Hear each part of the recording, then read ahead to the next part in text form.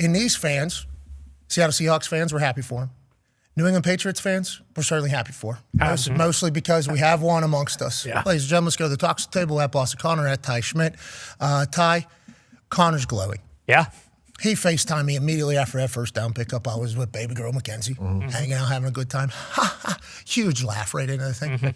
Just so joyful, so happy, so vibrant, so everything. Waving to Mackenzie, hey, Patriots are back in the Super Bowl. All is right with the world. It does feel like that is kind of your guys' take on this entire thing. And congrats for the next 2 weeks being a holy hell. The Patriots were able to do this thing that nobody else has been able to do twice somehow. That is kind of what we're at the beginning of for you guys. Yeah, exactly. And what I've realized as I've kind of bounced around this building this morning is it's not fair. You know, it's not fair to you. It's not fair to you, Tony. It's not fair to you. All the guys in the back. It's not fair to them. It's not fair to anybody who's a fan of football. But hey, sorry, I don't make the rules. Okay, nobody does. The New England Patriots are once again the cream of the crop, and it's not one of those things where it's, hey, you know, this is just a one-off. You know, maybe in the future, you know, that Mahomes and these guys will be back. No. Maye's 23, Vrabel's in his first year. It is the type of stuff that you envision in January, if you will, but also just throughout the offseason as what would be the perfect season. And this is exactly what you would write down as a New England Patriots fan. Now, it's a bummer. It really is. Bo Nix, who knows? You know, Bo Nix goes in there and plays. Who knows how that game goes? But we actually will never know, and it doesn't matter. The Patriots are back in the Super Bowl. The Broncos, unbelievable. Number 2 defense. You know, this is the first team ever in the history of the NFL, the New England Patriots, to win 9 straight and 9 total road games in one season. Road Warriors. And what is that? It's some movie. I don't know. Okay, I love it. Allegedly, who cares? Also, Drake Maye, we hear about this schedule all the time.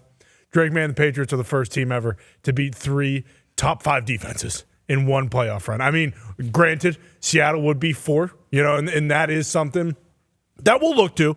You know, we got a lot of time. We don't have to look to it today. We can look to it tomorrow or the day after or the day after or the day after or the day after or the day after till next Friday. Right now, we can just kind of bask in the glory that the Patriots brought. I mean, it is awesome, especially the players and the storylines on this team, the kind of the stuff. You mentioned it, Vrabel, cast out by Tennessee, then unwanted in Cleveland. That's one thing. Drake Maye, a guy who after his first year, people still didn't really know if he was good.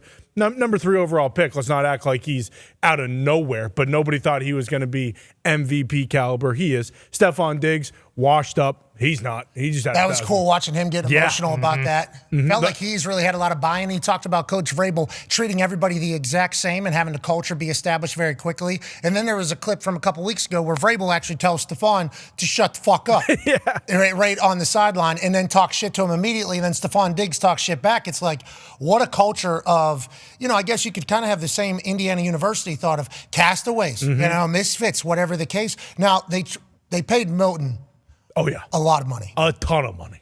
Reset the market, changed free agency frenzy because he was going to the Carolina Panthers. Think about the Panthers with him, maybe.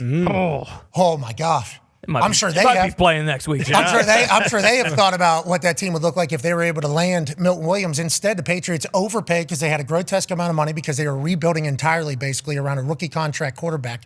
So they overpay is what people say. Is there any overpaying now that we're sitting here 2 weeks from the Super Bowl? Absolutely not. We got to remember that whenever we're judging some of these offseason moves, that we have no idea how any of it's going to work out. And if you win the Super Bowl, it's the only thing that matters. Yep. People talk about the Los Angeles Rams whenever they traded away all their picks and everything like that, won all in, bring in Matthew Stafford, pay people, Andrew Whitworth's coming in, bang, bang, bang, we're doing all this stuff, we're playing. Jalen Ramsey, we're trading in, boom, boom, boom, we're doing all that. They won a Super Bowl, nothing else matters. Yep. Like, oh, you blew it for the next, no. Well, we'll figure it out when we get there. We're going to win a Super Bowl, which is exactly what they did. That is how you're judged as an organization. Feels like we're back to the good old days with the Patriots. And that leads to number 4 headline. What's the play? Drake Maye. His bootleg bucks the Broncos out of the tournament. Drake Maye called this himself. Nobody else on the field had any idea that he was going to keep this thing himself. Everybody thought it was a run to the right. Drake Maye says, actually, I'm going to keep that thing. And I, Drake Maye, who led the North Carolina Tar Heels in rushing and passing, am going to do my thing to get a first down to win this game. He was mic'd up.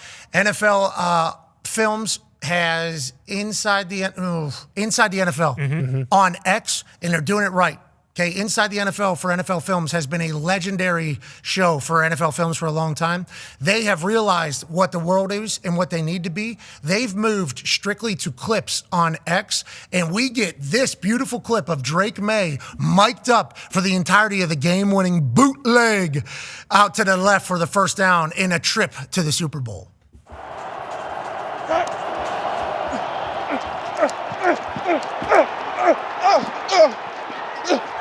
That's how you do that! That's how you do that! That's how you do that! That's how you do that! That's how you do that! All right, calm down. Yep, we did it. Yeah, I mean, what a moment for him. Now, granted, how many people did not know that was coming? How many people did know that was coming? Whatever the case, Drake Maye showcases something that they don't rely upon heavily with, which is his legs, and sends him to the Super Bowl. What a moment for you, Patriots con man. Yeah, that's how you do that. That's one of those plays that will live on in Patriot lore. Hopefully we complete the mission next Sunday and go on to win a Super Bowl. When you talk about moments, this is the first playoff win in Denver for the New England Patriots. Like when you think about games in the future, because Drake Maye, Bo Nix, both very young, should have many battles in the future. This is one of those plays that will kind of stamp Drake Maye's not legacy as a whole, but when you think about Super Bowl appearances, yeah, you're going to go back and remember Drake Maye calling his own number and keeping the ball for the first down to win it all. Unbelievable performance. Can't wait to see the 23-year-old in the Super Bowl. Not this upcoming Sunday, the following one. Vrabel is able to do it in his first year up there in New England. Yeah. Isn't that crazy, H? I mean, if you think about it, it's really not. With the success that he had in Tennessee early on, the success he had as a player, this guy wins wherever he goes. He's the guy that knows how to build a team and to get them all going in the right direction. Also, having McDaniels there as the OC, that guy's an absolute mastermind when it comes to offensive football, too. Yeah, Vrabes, what a perfect, football coach. Yeah. Sounds like, from the way I appreciate it. Accountability very high, but he's going to be all in. He's all in. He's in the locker room, and he's the chief commander of the locker room. Yeah. He's talking to the boys as if he's a guy, but everybody in there understands his resume. Everybody understands what he's been through, and I assume he says things that legitimize him as somebody that can make them be the best version of themselves, which is what every coach has to prove to a player for a player to buy in. That entire locker room has bought into Mike Vrabel, and him screaming, "Warriors!" What is that? You explained to me earlier, and it was part of Mac. Yeah, Mac came in with glass bottles on his fingies, and obviously he was barefoot for his return to the action. He made a couple massive plays. Awesome. Congrats to Mac Hollins doing everything he's doing up there in New England.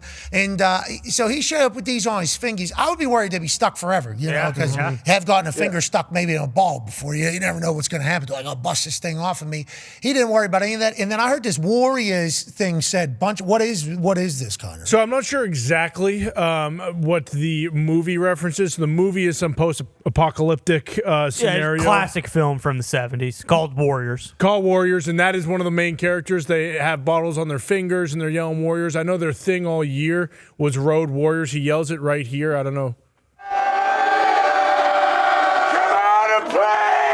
Yeah, come out and play. That's from the movie itself. So I know Road Warriors has been their thing, and that kind of maybe led to the movie Warriors itself. When you talk about Vrabel, though, is he one of the most obvious things that was going to happen? Not Super Bowl, but I think we all kind of thought, even before Vrabel got hired, hey, wherever this guy goes, they're going to win. And the team meetings are incredible to watch, too. And Bob Kraft kind of, at the end here, gives him a game ball and just gives it over. Him giving basically the team to Vrabel in the offseason was amazing. But don't you guys kind of think, while we're doing the hiring now, especially with the new cycle, Vrabel was the one we all kind of thought he's going to get the job done. Ben Johnson was expected. Yeah, sure. Okay, a New England Vrabel, I don't know how quickly everybody thought it was going to happen. We had high hopes because I think we know him a little better because of your relationship with him. There was no chance he failed up there, huh, H? That kind of feels like Vrabel football in a nutshell.